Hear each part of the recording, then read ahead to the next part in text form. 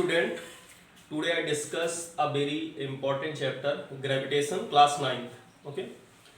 तो इस particular chapter में जो हम लोग आज स्टडी करेंगे, जो टॉपिक हमारा Newton's universal Newton's law of gravitation. Okay, actually में इस टॉपिक में न्यूटन ने बेसिकली ये एक्सप्लेन किया कि यूनिवर्स में जितने भी ऑब्जेक्ट हैं एक दूसरे को अट्रैक्ट कर रहे हैं और उनके बीच में जो ये अट्रैक्टिव फोर्स आता है, इसका बेसिक फार्मूला क्या है, इसको प्रैक्टिकली न्यूटन ने समझाया. ओके, इसके बहुत सारे उन्होंने एग्जाम्पल भी बताए. जैसे मान लीजिए सन के अराउंड जितने भी प्लैनेट्स रिवॉल्व कर रहे हैं, these are due to Newton's law of gravitation. Okay, जो आपका टाइड्स आता है वो मून और सन के बेसिकली अट्रैक्शन की वजह से आता है. ओके, जैसे मून जो है अर्थ के अराउंड रिवॉल्व कर रहा है, this is due to Newton's law of gravitation. तो हमारे यूनिवर्स में बहुत सारे एग्जांपल्स जो न्यूटन्स लॉ ऑफ ग्रेविटेशन पर बेस्ड हैं बेसिकली, लेकिन हम लोग यहाँ पर बेसिकली क्लास 9 के पर्पज से स्टडी कर रहे हैं. तो यहाँ पे न्यूटन्स लॉ ऑफ ग्रेविटेशन में क्या बताया गया, इसको मैं एक्सप्लेन करने जा रहा हूँ. यहाँ पे हमने एक ब्लॉक M1 लिया है और यहाँ पर दूसरा आपका ब्लॉक M2 है और इनके बीच सेंटर के बीच की जो डिस्टेंस है R है. तो प्रैक्टिकली ये देखा गया कि इनके बीच में जो फोर्स काम करता है, जैसे अट्रैक्टिव फोर्स काम करेगा, ये जो आपकी बॉडी 1 है वो 2 को अट्रैक्ट करेगी और बॉडी 2 1 को अट्रैक्ट करेगी. मतलब बॉडी 2 पर जो फोर्स लगेगा, force on 2 with respect to 1, इसका डायरेक्शन इधर होगा और इस पर जो बेसिकली फोर्स लगेगा, force on 1 with respect to. तो इस तरीके से ये दोनों बॉडी एक दूसरे को अट्रैक्ट करेंगे. इस फोर्स की एकदम खास बात ये होती है, दोनों फोर्स आपस में इक्वल होते हैं. फोर्स ऑन 2, इनका जो मैग्नीट्यूड होता है बेसिकली इक्वल होता है with respect, force on 2 with respect to 1, but इनके डायरेक्शन अपोजिट होते हैं. मतलब अगर इसको वेक्टर फॉर्म में हम दिखाएं, force on 1 with respect to 2, this is minus of force on 2 with respect to 1. इस तरीके से हम लोग दिखाएंगे. कहने का सेंस है, बॉडी का मास M1 है, दूसरे बॉडी का मास M2 है, तो इन दोनों पे जो फोर्स एक दूसरे को जो ये अट्रैक्ट करेंगे, ये दोनों इक्वल फोर्स से अट्रैक्ट करेंगे. मतलब जैसे हम एक एग्जांपल से समझे, मान लीजिए ये वाली बॉडी 10 kg की है और सेकंड बॉडी आपकी मान लीजिए 100 kg की है. तो कहने का सेंस ये है कि ये दोनों सेम ही फोर्स से अट्रैक्ट करेंगे. ऐसा नहीं कि 100 kg वाली बॉडी जो है कम फोर्स से अट्रैक्ट करेगी और ज्यादा फोर्स से अट्रैक्ट करेगी और 10 kg वाली कम फोर्स से अट्रैक्ट करेगी. ऐसा नहीं है. 10 kg वाला भी उतना ही 100 kg पे अट्रैक्टिव फोर्स लगाएगा, 100 kg वाला भी जो है 10 kg पर उतना ही अट्रैक्टिव फोर्स लगाएगा. ऐसा प्रैक्टिकली देखा गया है, पाया गया है. ओके, तो बेसिक ऐसा देखा गया, जो एक्सपेरिमेंट किया गया कि ये जो ग्रेविटेशनल फोर्स होता है basically, this is directly proportional to M1 M2. जो दोनों बॉडी होती हैं उनके मास के प्रोडक्ट के डायरेक्टली प्रोपोर्शनल होता है. This is equation 1.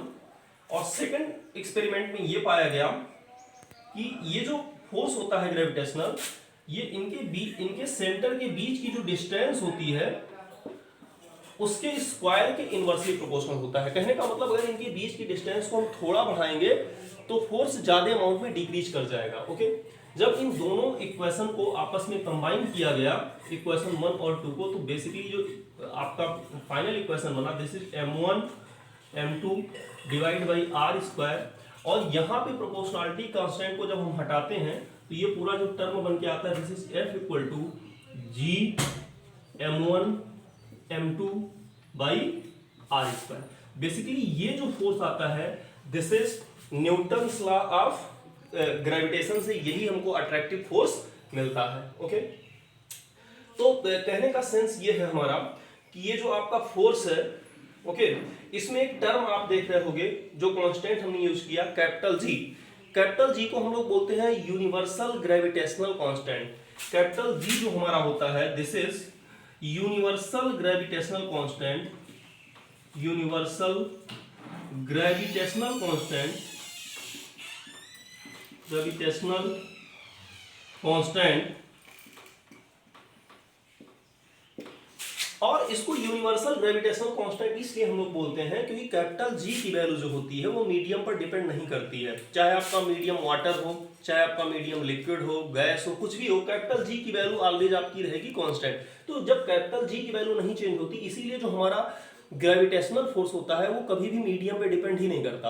आप अगर दो बॉडी के बीच की डिस्टेंस फिक्स है तो उसके बीच में जो ग्रेविटेशनल फोर्स रहेगा उसको आप वाटर में ले जाइए, आप किसी दूसरे मीडियम में ले जाइए, वैक्यूम में ले जाइए, हर पॉइंट पे ये फोर्स जो है सेम रहेगा। ओके, तो कहने का सेंस है ग्रेविटेशनल फोर्स मीडियम पर डिपेंड नहीं करता।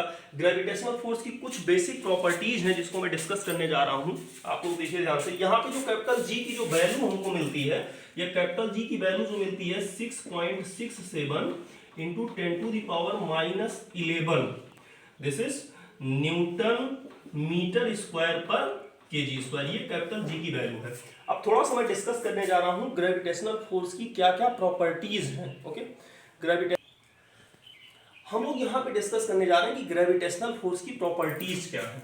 तो अगर फर्स्ट प्रॉपर्टी की बात करते हैं तो हमारा जो ग्रेविटेशनल फोर्स होता है ये लॉन्ग रेंज फोर्स होता है, मतलब ये बहुत दूर तक काम करता है, ये इनफाइनाइट तक काम कर सकता है। तो ये आपका बोल सकते हैं हम लोग लॉन्ग रेंज फोर्स है, long range force. Okay, second जो पॉइंट है ये वेरी वीक फोर्स है। हमारा जो ग्रेविटेशनल फोर्स काम करता है दो ऑब्जेक्ट के बीच में, ये बहुत ही वीक फोर्स है। हम लोग जानते हैं कि हमारे नेचर में बेसिकली 4 टाइप के फोर्सेज होते हैं। उसमें आपका होता है इलेक्ट्रोस्टैटिक फोर्स, और इसके बाद होता है strong nuclear force, weak nuclear force और ग्रेविटेशनल फोर्स। तो इसमें सबसे ज्यादा जो वीक फोर्स होता है वो आपका ग्रेविटेशनल फोर्स ही होता है। ओके, तो ये वीक फोर्स होता है, कहने का सेंस इसकी प्रॉपर्टी में आ जाएगा, ये आपका वीक फोर्स है। ओके, थर्ड पॉइंट है ये ऑलवेज अट्रैक्टिव होता है, this force always attractive force है, अट्रैक्टिव है। इसके बाद ये न्यूटन्स थर्ड लॉ को फॉलो करता है, मतलब ये एक्शन रिएक्शन फोर्स है। जितनी फर्स्ट बॉडी दूसरे से जितने फोर्स से अट्रैक्ट करती है, दूसरे वाली भी पहले वाले को उतने ही फोर्स से अट्रैक्ट करती है। कहने का मतलब ये न्यूटन्स लॉ के एक्शन रिएक्शन को फॉलो करता है। ओके,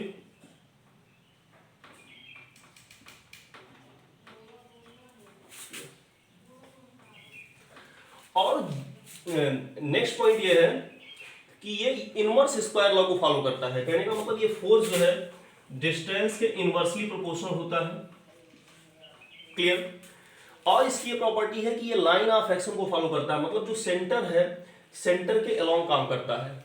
तो कुछ इसके बेसिक टर्म है जो हम लोग देखते हैं न्यूटन्स लॉ ऑफ ग्रेविटेशन में। ये लॉन्ग रेंज है, वीक फोर्स है, ऑलवेज अट्रैक्टिव है, न्यूटन्स के थर्ड लॉ को फॉलो करता है एक्शन रिएक्शन को, और ये डिस्टेंस के इनवर्सली प्रोपोर्शनल होता है। तो ये कुछ बेसिक चीजें थी जो न्यूटन्स लॉ ऑफ ग्रेविटेशन को एक्सप्लेन करना था, और भी इसमें मैं चीजें डिस्कस करूंगा। Okay, thank you.